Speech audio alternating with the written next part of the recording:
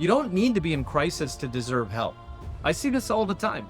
People come in and tell me, I don't think it's bad enough, or other people have it worse. But mental health isn't a competition. You don't have to win some misery contest to qualify for support. Welcome back to Shrink Wrapped. I'm Dr. Shariq Refai, board-certified psychiatrist and founder of Shrink MD. If this is your first time here, welcome. If you've been following the series, then you know this isn't about diagnosis or textbook definitions. This is about real people, real struggles, and the things we all carry that don't always show up on the outside. Today, I want to talk about something that affects millions of people but looks completely different from one person to the next. Something that is incredibly common, incredibly misunderstood, and somehow still hard to talk about. Anxiety as a medical condition, but anxiety as an experience. The kind that creeps in quietly, the kind that wears a different face, depending on who you are, and the kind that for many people has become the background noise of everyday life. Let me tell you about a patient. I'll call him Kevin. Mid-40s, successful, married, 2 kids. On the surface, he had everything together. When he came to see me, he started by saying, I don't really have a reason to feel like this. I'm not sure I should even be here. But then he told me that for months, he'd been waking up at 3 a.m. with his heart racing. Then he'd start dreading work by Sunday afternoon. That he couldn't enjoy time with his kids because his mind was constantly just running. He never had a full-blown panic attack. He never missed work. But he said, it feels like my brain is stuck in the on position and I can't find the off switch. That's anxiety. And the reason he almost didn't come in, because he thought anxiety was something more obvious, more dramatic. He thought it had to look like someone gasping for air or crying uncontrollably. But the truth is, anxiety is often quiet. It doesn't always knock the wind out of you. Sometimes it just erodes your peace a little bit at a time. Then there's the other kind of patient. I'll call her Rachel. Early 30s, high performer, has an answer for everything. She came in because she said she felt like her brain never stopped moving. She said, I'll have a great day, everything goes right. And I still go to bed with this weird tension in my chest, like I forgot something. Or like something bad is about to happen, even when there's nothing wrong. She wasn't falling apart. She wasn't visibly panicking, but she was living in a constant state of preparation for disaster. And she'd been doing it so long that it just felt normal to her. We talked through it. The pressure to be perfect, the need to stay ahead of problems, the constant scanning for what might go wrong next. And somewhere in the middle of all that, she just paused and said, I thought this was just how my brain works. That's what anxiety can do. It convinces you that discomfort is your default, that tension is just part of being alive. Anxiety isn't always a panic attack in the middle of the night. Sometimes it's replaying a conversation 20 times in your head, feeling a tightness in your chest for no clear reason, irritability you just can't explain, trouble focusing, a constant inner narrator that's preparing for the worst.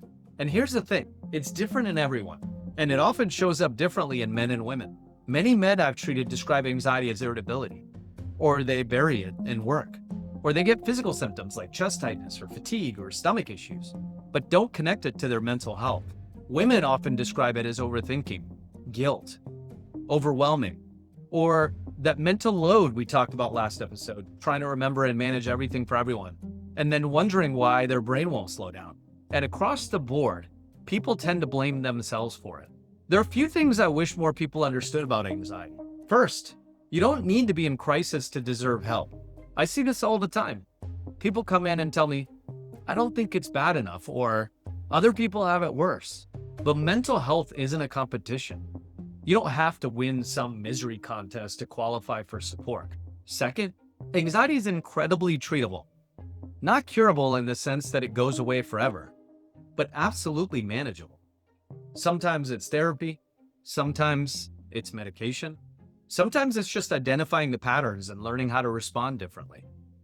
And for the record, medication isn't a crutch. It doesn't make you weak. When used thoughtfully, it can give people space to finally exhale, to think clearly, to rest. Healing doesn't always feel heroic. It's not a dramatic before and after. It's often quiet, subtle. You realize you laughed and actually meant it. You fall asleep without needing a podcast to drown out your thoughts. You go through a stressful week and come out on the other side without shutting down. That's progress. That's healing. Anxiety is everywhere right now. For some people, it started in childhood. For others, it came after a big life change. And for many, it's always been there, just nameless or brushed off as just stress. But chronic anxiety, even when it's hidden, wears you down. It shortens your fuse. It flattens your joy. And it convinces you that this is just how life is supposed to feel. But it's not. You've probably noticed this is a theme throughout Shrink Wrapped, normalizing what mental health struggles actually feel like. Because a lot of people are suffering quietly, not because they're trying to hide, but because they don't realize they're suffering. They just think they're bad at handling life. You're not bad at life. You're probably just burned out, anxious, overstimulated, or maybe you're stretched too thin. And that's why we have these conversations. Because when you name it, you can finally do something about it.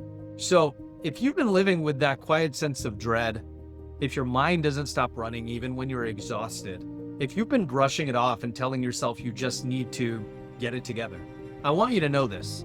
You don't have to live like that. It's not your fault, and you're not alone. Sometimes anxiety is loud, sometimes it's quiet, but in either case, it's real. And you deserve the kind of support that makes life feel a little lighter again. Thanks for being here with me on Shrink Wrapped. If something in today's episode resonated with you, or made you think of someone you care about, feel free to pass it along and reach out to me at shrinkmd.com. We'll keep having these conversations, and we'll keep showing up for each other, because that's how change starts, with one honest moment at a time. Let's keep these conversations going.